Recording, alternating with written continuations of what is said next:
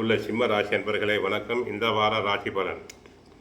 சிம்ம ராசி அன்பர்களுக்கு ராசியில் சுக்கிரன் கேது, 7ஆம் இடத்தில் ராகு, 8இல் சனி, அஷ்டமத்து சனி, 10இல் செவ்வாய், லாபஸ்தானத்தில் புதன், விரய ராசியில் குரு, சூரியன் உள்ளனர்.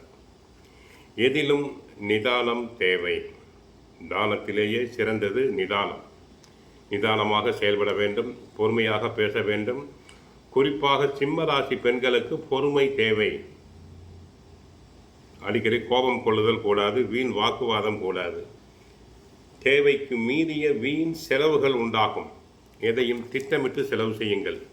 விரய ராசியில் குருவும் சூரியனும் இருப்பதால் அளவுக்கு மீறிய செலவுகள் வந்து கொண்டே இருக்கும். ராசிக்கு 10இல் செவ்வாய், லாபஸ்தான புதன் சற்று சாதகமான அமைப்பு. ரியல் எஸ்டேட் துறை அன்பர்களுக்கு பல வரவுகள் உண்டு. நிலபுலன் சம்பந்தமான ஆதாயங்கள் கிடைக்கும். பில்டிங் கான்ட்ராக்டர்ஸ்களுக்கு நல்ல பண வரவுகள் உண்டு. வீடு கட்ட ஆசைப்படுபவர்கள் தாராளமாக கட்டலாம்.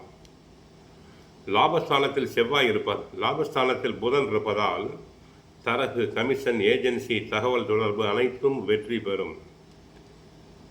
அதனால் பண வரவுகள் உண்டு. ராசிக்கு 7இல் ராகு, அஷ்டமத்து சனி இருப்பதால் கணவன் மனைவி இடையே விட்டு கொடுத்து செல்லுதல் வேண்டும். சிம்ம ராசி பெண்களுக்கு வாய் அதிகம். ஆகவே வாய் அதிகம் பேசக்கூடாது. அதிக வாய் பேசினால் ஆபத்தில் முடியும். வீட்டில் சமையல் அறையில் தனியாக பேசிக்கொண்டு இருக்கக்கூடாது. பெண்களுக்கு சிம்மராசி பெண்களுக்கு ஒரு பழக்கம், சமையல் அறையில் எந்நேரம் முணுமுணுத்து கொண்டு இருப்பது, தனியாக பேசுவது, கணவரை திட்டிக் கொண்டு இருப்பது. அந்த பழக்கத்தை விட்டுவிட வேண்டும்.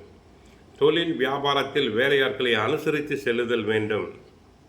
சில சட்ட சிக்கல்கள் ஏற்படலாம், கவனம் தேவை. தேவையில்லாத வாக்குவாதங்கள் ஏற்படலாம். மாணவர்களுக்கு படிப்பில் கவனம் தேவை.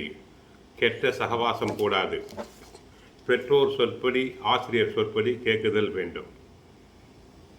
சுக்கிரனும் கேதுவும் இணைந்திருப்பதால் தங்களுக்கு ஆன்மீக சிந்தனை அதிகரிக்கும்.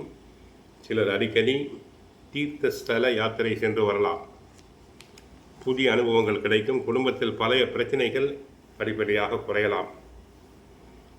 சிலருக்கு வெளிநாட்டு வாய்ப்புகள் உருவாகும். அதனால் ஆதாயம் அதிகரிக்கும். அஷ்டமத்து சனி என்பதால் உள்நாட்டில் கஷ்டம். வெளிநாடு சென்றால் நல்லபடியாக இருக்கலாம். உறவினர்களுடன் கருத்து வேறுபாடு வரலாம். தாங்கள் என்னதான் நல்லது செய்தாலும் உறவினர்கள் தங்களை விமர்சனம் செய்து கொண்டே இருப்பார்கள். உடல் நலத்தில் கவனம் செலுத்துங்கள். தோல் மற்றும் கண் தொடர்பான உபாதைகள் வரலாம். மனதில் தேவையில்லாத குழப்பம் வரும். சிம்மராசி பெண்கள் தங்களை தாங்களே குழப்பிக்கொள்வர். ஆகவே தெளிவான எண்ணம் இருத்தல் வேண்டும். மனதினை அமைதியாக வைத்துக் கொள்ளுதல் வேண்டும். மற்றபடி கோவிலுக்கு சென்றால் கிருஷ்ண பரமாத்மாவை வழிபடுங்கள். வீட்டில் தினமும் சுந்தரகாண்டம், பகவத்கீதை பாராயணம் செய்யுங்கள். வாழ்க வளமுடன், மங்களம் உண்டாகட்டும். ஹரே கிருஷ்ணா, ஹரே கிருஷ்ணா.